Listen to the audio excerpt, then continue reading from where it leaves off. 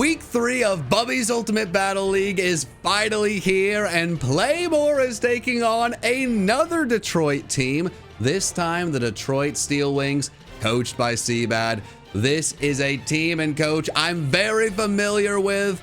Tyler, how are both of these teams doing so far this season? Playmore, undefeated, near the top of the league. You know, that differential is whatever. We're in a tie for first. That's what matters. The Steel Wings 1-1 in a big group right now, tied technically at the bottom of that playoff picture. We know right now it's tough to account for those, but John, with this only being a 7-game regular season, every battle matters. It absolutely does, and if the season ended today, we're both in the playoffs, so we gotta take this as a matchup of two of the better teams. And when I look at the Pokemon we're going up against, there are some scary Pokemon with Great Tusk and Goldango. What is our coach bringing to counter some of those big threats, Tyler? Well, we know what the coach is bringing, John. You gotta be ready. You gotta be prepared. You have to have what it takes to handle Spiky Joe with care. As you can see on the screen now, the rest of the team will be coming as well. I'm interested to see the matchup of the Paradox Elephants, if we can get it, with Treads, and then on the other side, the Tusk. Regardless of what we get, we know what we're bringing from our side. You can find the full extended team builder. It's linked in the description below. For now, let's go see what the opponent's bringing. All right, Tyler, it's time to dive into the battle and see what our opponent brought. No rain. We got the thunder coming down, Tyler. There's no rain to be seen here. Huh. That's actually quite shocking, especially considering Ben told us his lead is going to be specially offensive Dragonite with both Hurricane and Thunder. Okay, that is going to be a very interesting start to the battle. What are you seeing with the Terras, though? Well, on one side, the opponent, there's just one option. It's low kicks. We know that it's going to be a bug-type Terra that is brought to this battle. On our side, Volcanion, the Terra option, has the ground Terra that it's going to be able to pull out in this matchup. I'm just as concerned as you are about the range on the Mineral's face. I think told the story there. It absolutely did, but hearing Bug Terra makes the protect we have on a few of these Pokemon even better. And if you want to protect yourself from sadness, go to play-more.store and pick up a brand new Bubby plush. These things are flying off the shelves. Playmore, of course, the sponsor of Playmore. And if you want to support the team, grab yourself a Bubby plush. You're not going to regret it. But let's get into this battle. John, we know we've got the especially offensive Dragonite leading things off on our side that we'll talk about more, but who is the opponent going to lead off with against it? Ooh, wait a minute. Could we see a little drop a Draco action here turn one, Tyler? Ooh, I think we have the speed as well. I think it's going to be too much for Ben to resist, I'll be honest. Now, the one thing that I have learned from my hero, and perhaps as we are releasing this video, World Championship contender, Wolfie VGC, that move, I thought my whole life it was 100% accurate. It's not. He went in Wolfie Perish, Kingdra, Draco's missing all over the place. No! No! Is that a No! I'm ready to walk off the set, Tyler. It's a miss and a 10% miss. Why did you bring up the miss? What are you doing? You commentate real games. You're on ESPN. Well, you never heard of the commentator's jinx? Well, it would be the, you know, if I said, what's like, wrong with you? If I were to bring it up and say, you know, but like Wolfie never missed one, then that would be the jinx. I was bringing it up because Wolfie missed all of them. That guy could tear an ACL? Come on, Tyler. I'm losing my mind here. All right, you got to reel me back in. That was devastating. I'm putting the gloves back on. You put the gloves back on, and please don't slap me with the glove. I'm sorry, I got a little upset. That is one of the most devastating things I've seen in a while in draft, Tyler. I mean, I'm pretty confident that is not a focus sashed Pokemon over there. We lose, like, we don't kill that Pokemon off. It gets to keep its priority, which is incredible against so many Pokemon on our team, especially Greninja. We lost multi-scale. Like, I mean, we lost, like, now Seabad knows we have a special Dragonite. There's just so many things that went wrong in that first turn. It's going to be really difficult for Ben to come back from that. But if there's any coach that can do it, it's definitely him. And we already know that Ben prepped for this situation specifically. Tyler, is there a chance he misses Steel Beam? And do you want to bring that up?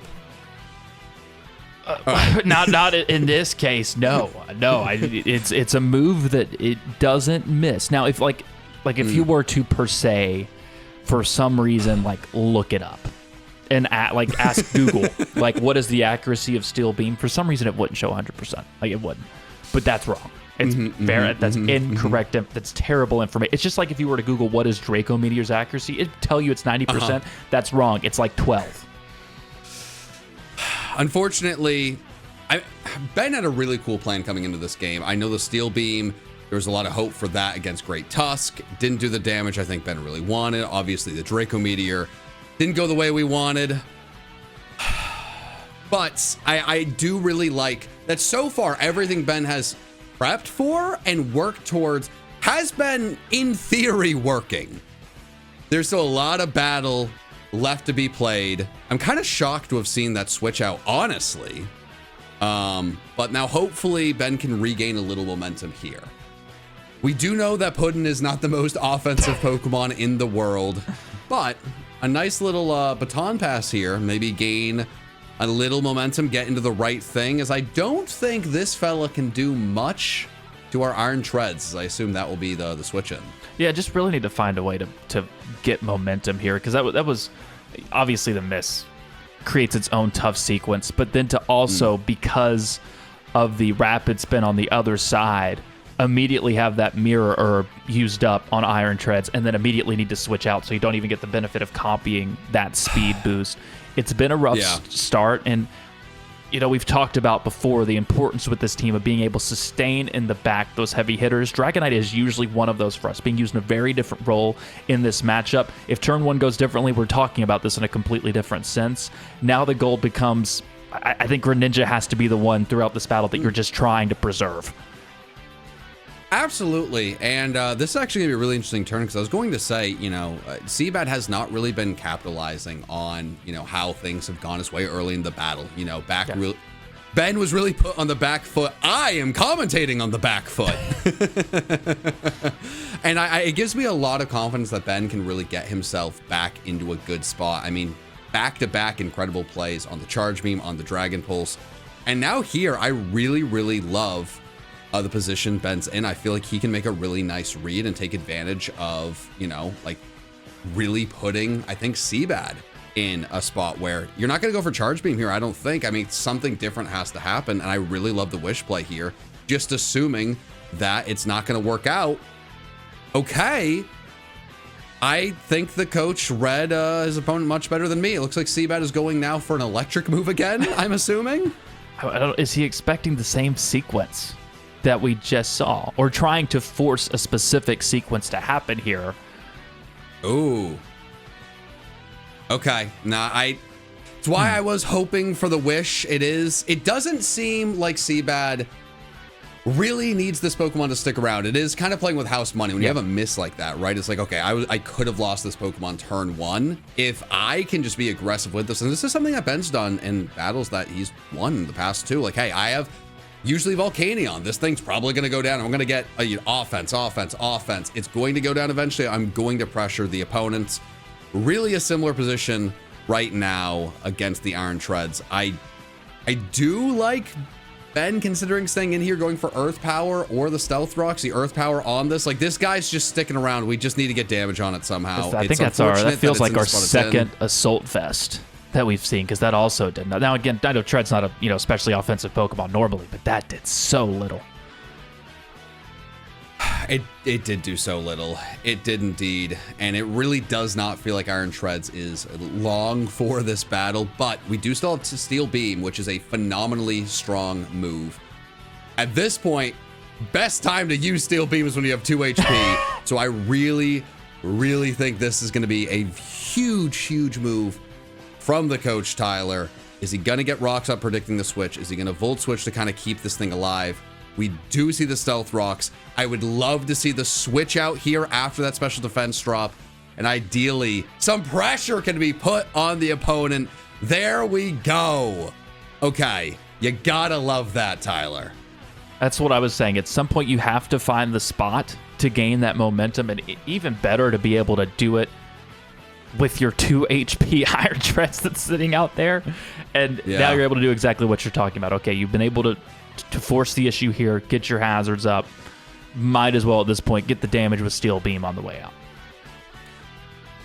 What I will say is I'm trying to get myself back in the swing of things, Tyler. That Draco Meteor, that just threw me for a loop. We really, really, really desperately need to get that Terra Ground off. At this point, that silly giraffe is a huge issue for us. It just sticking around. Iron Treads is not going to stick around too much longer.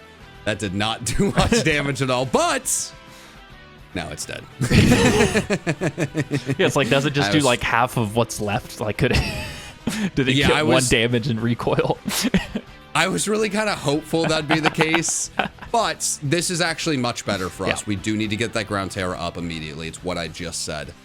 I don't think Goldango is going to be able to do anything that really, really would worry us right now. I mean, I can't imagine it would stay in. I'm pretty sure. Well, like, Goldango's going to have to be saved. I don't know. It's interesting to try to guess what Seabad's going to be thinking here. It's tough with I don't know. Okay, wow, staying in. It's tough with his team right now. It's very, very weak to ground in general. So maybe this does make the most amount of sense. I don't know what else would be switched in. To be fair, it's hard to know how important is the Goldango to the team. We've seen a lot of specially bulky things. Wow, and we see light screen. Okay, that half of the equation makes sense for sure. And there's the other half. Whoo! Wow. This man knew his team was weak to ground, was not bringing Pelipper, and had to do something about it. And I'm really impressed with that. There was a really big special, attention to like the special side of things with Ben's prep. And now things are really, really, really difficult. It seems like maybe going into the goat over there to, either sacrifice or take advantage of, I don't know, the spot. This is a tough spot to be in, Tyler. I'm struggling to see where Ben goes from here. I think the assumption would be that if Dragonite's the move, I think from what Ben would be piecing together is that he thinks Dragonite can eat whatever comes its way here and then outspeed and either kill or force the issue with some kind of switch. Well, you also need to stall out light screen now. I mean, that's going to be Volcanion is going to be an unbelievably important part of winning this battle. You got to stall out the light screen. Ideally, seeing light screens, Goldango is going to be a lot bulkier, which is something Ben did predict at this point. Now, Dragonite has this Goldango naturally faster, but we know Dragonite max speed investment. Yeah. So yeah, even with the light screen, he's got to be with the choice specs on Dragonite. He's got to be assuming this is just an outspeed and kill, or on Seabad's side, you force the switch out. And this is where things get so interesting for us in the booth, trying to figure it out as the Goldango does outspeed. Investment. It's a speedy Goldango with the light screen Hex. Was he also thinking like Thunder Wave on that? That was a big thing Ben predicted. Am I correct on that, Tyler? Yes. So very, very frustrating to see that. We really do not have a lot here. We don't want Spiky Joe to get Thunder Waved with how things are. Things are just... That was just a fantastically prepped Goldango for just everything that Seabad needed. Absolutely. And I mentioned earlier, like Chase had not really taken advantage of how things went early on in the battle. And I feel like this is really where that happened. Took that big step, get the light screen up, make sure that Ben cannot get any momentum. I really loved how he was able to use the big, stupid giraffe, who I now hate. I have a vendetta against that thing. But it seems like Spiky Joe is almost guaranteed to get a... Well... Could force a switch here, but I wouldn't be shocked to see that Thunder Wave just to slow it down. Well, I don't know, Tyler. I'm having such a hard time picking myself back up here. Well, at this point, The protect makes perfect sense. Just try to stall out the turns on this light screen. Okay. We see the Thunder Wave. That's what Ben expected on the set. I would assume that if Goldango stays out here, crunch kills. No, that will not be a question. Yeah, Don't so you worry. the goal, just stall out, take care of that, get rid of the light screen on this turn, get some momentum back in your favor, even though on the other side, Seabad has to be thinking 100% Goldango. Great job. You did everything that you needed to in this battle. Yeah, and this is where things just get a little it's been such an interesting battle, Tyler. I use interesting a lot, and I think it's perfect right here where Ben brings in the Dragonite, hoping that the speed investment after seeing the light screen would be enough to outspeed the Goldango, but then Chase loses the Goldango, where light screen I think is incredibly important for this battle to keep that Goldango around to set up light screen later on, but then loses it, probably not expecting Spiky Joe to be super fast. And we're really at this point where both coaches are surprising each other with their prep. And we're at a point where Spiky Joe, we have been cheering his name incredibly loud, but the battle is in such a scary spot that we're not even celebrating that kill because we need Spiky Joe to carry right now, potentially. Yeah. Well, I think you've said all that I need to hear to put these gloves back on once again. Spiky Joe, unfortunately... Mm-hmm. I didn't know coming in just how important the Spikester would be to this battle. I knew it would be important because it made me enough money to buy these gloves. If anyone's wondering, that's immediately what I invested in. I'm not sure it's the best investment I've ever made. I have 1 penny left.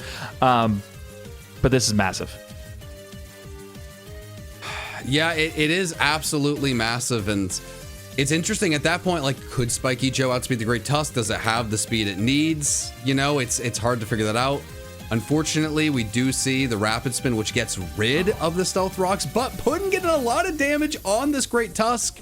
It seems that Seabad is fine to let this thing go down as long as those rocks can go away, though. And I really feel at this point, Ben is a little bit just behind at this point where Seabad is just a little ahead, able to, okay, I need to get rid of rocks. I can lose this Pokemon. I got up light screen, was able to get rid of a Pokemon.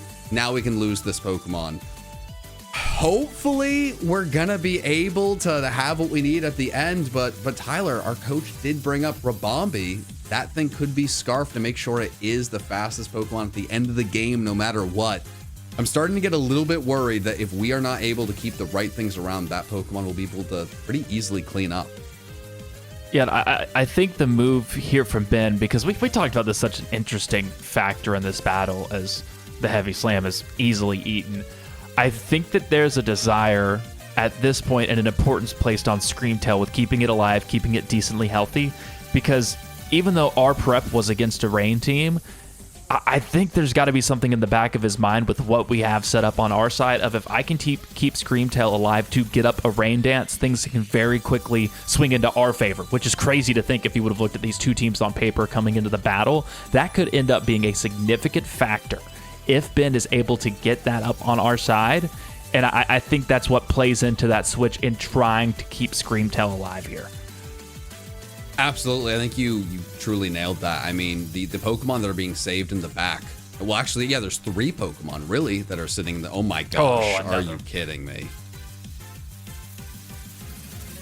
Okay, well, I still have things to say. So, the 3 Pokemon sitting in the back. We have... Good kill, Volcanion. Fastest Pokemon with Rabombi! We have the stupid priority bug, and then we have the stupid priority giraffe. Luck is also not on our side, and it really does feel like the only way we're going to be able to deal with priority, and speed is that Rain Dance and Spiky Joe. Spiky Joe has gone from basically a Pokemon we've just been having fun with to it is, I think, our only way of winning this battle, and unfortunately a Pokemon that really could have been something that helped get us in that winning position. After that crit, it's just not going to be able to do much at all. It's not going to be able to take a hit from this thing in no way, shape, or form. I'm not sure if it would have been able to.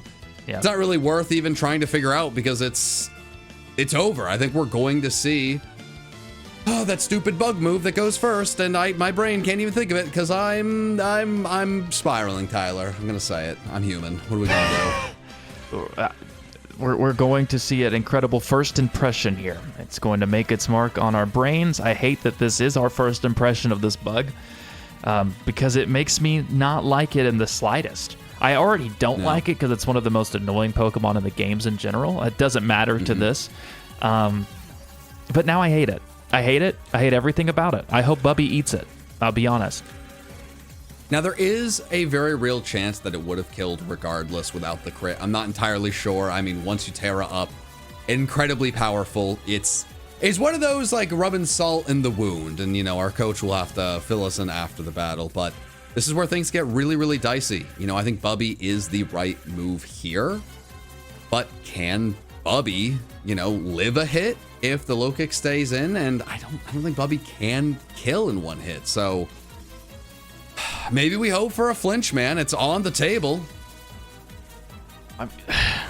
He's maybe going we hope for the freeze. Maybe he's hoping for the kill. I mean, low kicks is not a very good defensive Pokemon, especially defensive. I don't it's think horrible. we have other moves here. Like this is what we have to do. I don't know if Ben thinks this is going to kill. I think this is just really all he has left right now. There's so much priority to prevent Bubby from doing what we want it to do. Like, there's a Pokemon on the other side that will outspeed it no matter what. There's another Pokemon that is still alive that maybe shouldn't be with priority that's going to be able to hit this. We do have the Protect for first impression, but thankfully, the Ice Beam into this. Come on, Bubby. Come on, Bubby. Bring us back, baby. I hate life. Woo! Freeze! This has been the most just hacked battle on both sides. Now, we deserve that 100%. You know, there's no way around it after how this battle started. I have so many things I want to say right now. I'm not going to say any of them. I'm going to learn from you. I'm going to learn from Tyler. I'm going to learn from your mistakes. I'm going to learn from them. I'm going to learn from them. I'm going to grow from them. I'm going to grow from this. It's going to be great. We're going to Ice Beam. It's going to be great. Yeah. I'm going to grab my Bubby. I'm going to throw this in just because we talked about it, and I'm terrible at doing this, but I think it's accurate. Oh my gosh. I ran a quick calc there on that Ice Beam. If low kicks had stayed in with the Life Orb on Bubby, over 80% chance of that would have killed. So it makes sense there that Seabat had to make some sort of a switch. Just a fantastic. It's hard to say prediction, but it just worked out in our favor that it was the giant bolt and also got frozen, stayed frozen, and now it's dead. Yeah, no, it is really fantastic. It's one of those things where we really got super lucky in that spot, but it also probably shouldn't have been alive. So it's one of these interesting things. It worked out for us. And now we're in a really, really exciting spot. Things were not going our way. Seabad having that giraffe around gave him something that he could sacrifice to put himself in hopefully a winning position. But because of the prep from Ben, we get that Protect, get rid of that first impression. And if your calc is correct and we're able to kill here, we are in a phenomenal position. No. Add the, was it an extra N, phenomenal? Whatever it was. That's abominable. Yes, that's the position we're in. Spell it out in the comments. Only if we win. Only if we win. If we lose, I want you to just spell out SORRY. Well, no, if we lose, kick me while I'm down. Don't kick the coach. I'm fine with that. Actually, I'm fine with that. Now, this is fantastic here. This is really fantastic. Oh, baby, we are so close. Okay. Oh my God! Wow! Okay. I am shocked by what just happened there. Now, obviously, Seabad was not predicting the Protect on Greninja, which was just phenomenal prep, abominable prep on Ben's part. But to bring that in at the end was really shocking. I thought Rabambe was going to be the Pokemon to try to take out the Greninja. It naturally outspeeds. We don't have anything outside of the Water Shuriken to prevent anything like that. Okay. And now we see this again. Is there going to be a Sucker Punch? Are we going to Protect first impression and then maybe a sneaky Sucker Punch? That's the only thing that could make sense to me, Tyler. Is our opponent spiraling like I have this entire broadcast? Please? Well, and I think the question becomes, on Seabad's side, is there something else in place of the first impression? Or is that the strategy once again?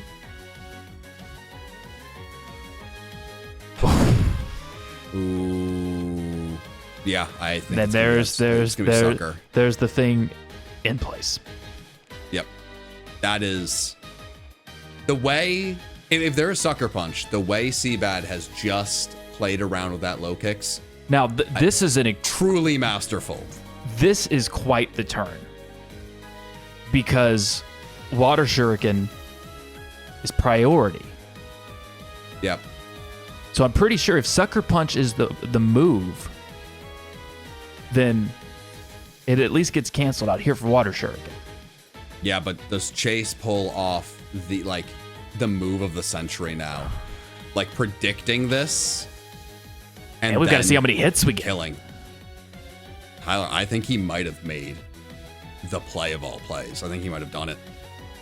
I think he actually did it. And I gotta give credit where credit's due if that's what just happened. He did. Yeah. Sometimes you just gotta tip your hat. That was masterful. That was really masterful. Well, I really was so impressed with how Ben got himself back into that position. It really felt like low kicks was dead in the water there. But now such a tough spot for Ben too, because we know at least we talked about spot. Like Ice Beam kills, but if you go for Ice Beam, you get the Sucker Punch from the other side with an attack boost, you lose. So you're either hoping for the Water Shuriken and the Sucker Punch, or you're hoping for Ice Beam and that you were able to get the Leech Life. It was a 50-50 either way, determines the whole game of how it's going to go. And it just so happened, after making the perfect play in the first place with the Sword Stance, Seabad was able to follow it up again with the perfect play. Yeah, and I will say, I think Ben played around that perfectly. Yeah. It just came down to chance. Sacrificing the Rabombe and then bringing this in, and then he might not have Sucker Punch. He didn't go for Sucker Punch. Just everything about it. Yeah. Truly insane. I don't know in what world you could make, you could predict that would be the sequence of events. I'm flabbergasted that just happened, honestly. That was crazy to see. I was pretty sure if Sucker Punch went off, we would have seen it first before the Water Shuriken. Is there no Sucker Punch? There has to be Sucker Punch on the low kicks, right? Just such a gutsy like half play. Of the draw to using it. Yeah. Now it just cleans absolutely up. Insane. Yeah, with the Sword Stance. It was that wombo combo, the Sword Stance in the first turn, knowing the Protect's going to happen. Maybe the Rabombe came in to see if Water Shuriken was there for Scott. I'm really blown that was away. The one thing that Ben did put in his notes about Water Shuriken and specifically was that he wanted to wait as long as possible to show it. And that put us in a position where it had to be shown. And once that was out, Seabad was able to take advantage. It's the beauty and sometimes the ugly side when you're on this side of it with Draft League. That, we're talking about, everybody's been watching the World Championships, and here we are with a low kicks deciding everything and ending the battle. Kind of insane, and I have to say, this was a really good win on, all credit to our opponent. Just such a good win. And on our side, I don't feel bad about this loss in any way, shape, or form. There was a pretty strong belief that we would see Rain in this battle. I'm pretty confident our opponent brought Rain week 1, week 2. Yeah. Even without that, turn 1, the Draco Meteor should have obliterated that silly giraffe, or at least put it in a really weakened spot, a lot easier to pick off. An immediate miss there. Just so many things not going our coach's way from just what he expected to see. Turn 1, and I really feel like Ben got himself into a fantastic position to possibly win that battle. And in that spot, Seabad just was able to read the position so well, and I'm shocked that it worked out that way. Like, it just, like, sometimes that happens, you know? I would love to see a playoff rematch between these two teams. I expect to see both of us in the playoffs. Excited for how the rest of the season goes. And you know what, Tyler? Sometimes it's not a bad thing to have a loss. No pressure for an undefeated season. Just got to come back next week and hopefully get another W. But that's going to be next week. The battle will be here. Check that out. Get excited. I know our coach is going into this next battle hungry and ready to go. And thankfully, there will be no more scary bugs.